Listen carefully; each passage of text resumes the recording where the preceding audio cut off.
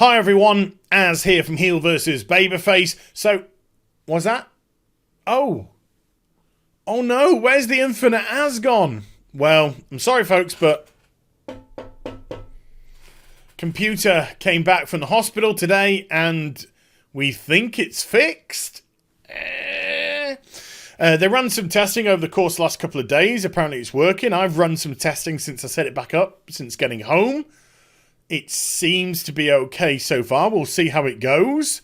But what it means is I'm back on the 28-inch dual monitors, ladies. And I can have my data on one, I can have my data on another. So I don't have to have it tabbed out. So no more infinite Az, I'm afraid. We don't need it, because... Was that... One more? Yeah, go on then. Go on then, just for you. Infinite Az! Okay, there you go. Right, let's get into today's video. Anita Sarkeesian. Gotta say, not a fan of hers by any stretch of the imagination. I believe she's a phony. I believe she's a fake. I believe that she's purposely weaponizing feminism for her own personal gains and agenda. She's self-confessed, not a gamer, and yet inserts herself in an industry and tries to tell people how to act, behave, represent, which is just, you know, get out. just get out. But she's one of these people that rose to prominence during the whole Gamergate, which was a very confusing time because some people had one idea about what Gamergate was, other people had another idea what Gamergate was. Too long and in-depth to go into in this video, so I'm not even going to attempt to do that.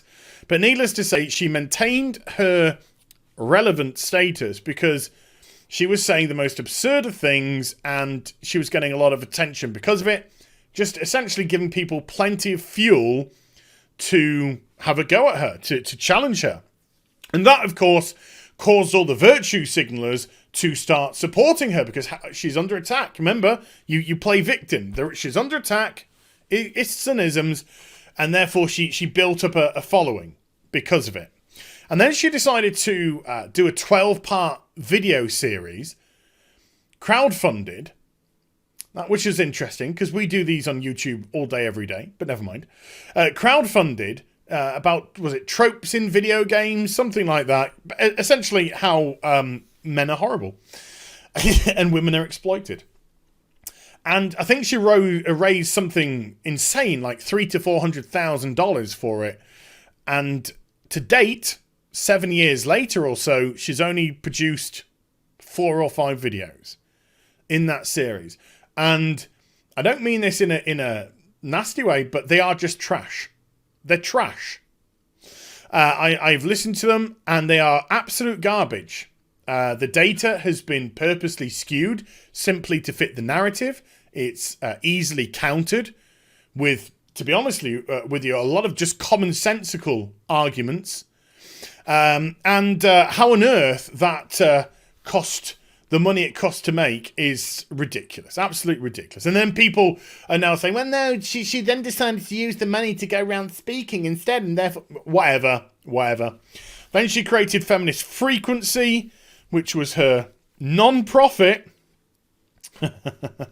organization, and she would go and she would, you know, tell people how to give her money.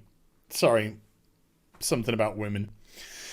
But, yeah, I got not a lot of time for this person whatsoever, to say the least. Then, in recent times, because once people stopped talking about her, she lost a lot of her relevance, because the only reason she's relevant is because they were talking about her. So she's dropped off relevancy for a long, long time now. But she was invited, and this is true. You're going to laugh if you didn't know this. She was invited by BioWare to consult as regards to representation in Anthem. to see how they were getting on in that. Look, I'm not in any way, shape or form saying that Anita Sarkeesian is responsible for Anthem. The Anthem debacle. But what I am saying is, when you invite somebody who knows nothing about the industry, who is a virtue signaler, who clearly is not into equality, because feminism ultimately is about equality, the equality of sexes, the equality of male and female, having them on parity with one another. No, hers is about superiority and demeaning. If you invite somebody like that into your organization to tell you how to represent, you get everything that you deserve with the finished product. If you decide to take that advice, you get everything that you bloody well deserve. And then a couple of days or so ago, when Cyberpunk 2077 was under attack, she tweeted at them. She tweeted at them saying, "Hey, you should hire me to come in and tell you how to represent properly," even though they did an incredibly clever advert in their video game. She was on the hustle, you know? She was on the old hustle. Let's get some money. For this, I smell diversity money. I smell profit. I smell weaponization of minority. There you go. So yeah, that's the kind of person she is. So I really have zilch time for her. But what I do like is when she can't even read her own company's data, tweets out and makes an absolute buffoon of herself. So earlier, she tweets this out.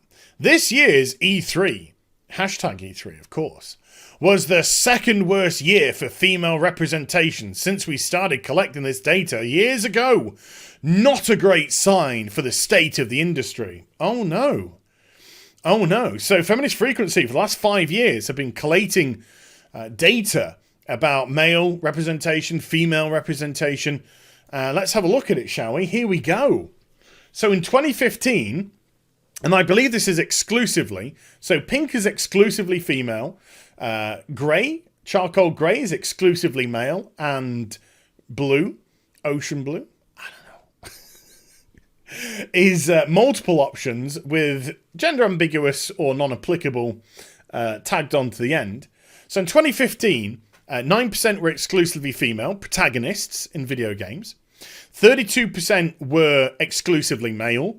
And 46% multiple choice. 2016, it went down to 3% female exclusivity. 41% male. And 49% multiple options. 2017, which I believe she declared to be the year of the woman in video gaming, 7% female, 25% male, and 52% multiple. 2018, 8% female, 25% male, 50% multiple. And 2019, 5% female, 21% male, 66% female. So just to go through that, 9, 3, 7, 8, and 5. So if you look at that, if you look at that female portion, yes, it is the second worst year for female representation since they started this 5 years ago. Not a great sign that 5 years later you're at the second worst. Oh, wait a minute. She completely misread the data. Let's just go back, shall we, and read it properly. This is exclusively female. This is exclusively male. This multiple is choice. Am I going to play a female? Am I going to play a male?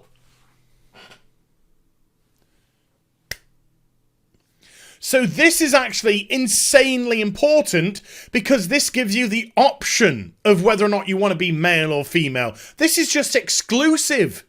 That's all. So this is Lara Croft and this is Nathan Drake. This is Leon Kennedy or Claire Redfield. You get where I'm coming from?